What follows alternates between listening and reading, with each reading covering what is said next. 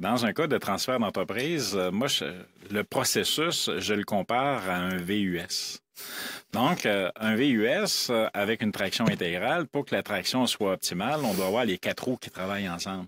Mhm. Et souvent, une erreur qui va être commise, c'est qu'on va travailler davantage avec un professionnel plutôt qu'avec un ensemble de professionnels pour arriver à bon port. Mhm. Donc, tu sais, chacun des professionnels a son rôle à jouer. Si on parle de l'avocat, du comptable, du fiscaliste, mais aussi le côté humain, là, tu sais, quand on parle des RH, là, c'est hyper important parce que, tu sais, Exact. c'est des humains qui sont au cœur de la transaction.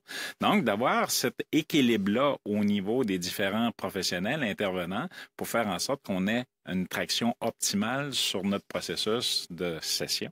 Mhm. Ouais, non, effectivement. Puis, euh, souvent, d'ailleurs, c'est un des grands problèmes qu'on m'a partagé souvent.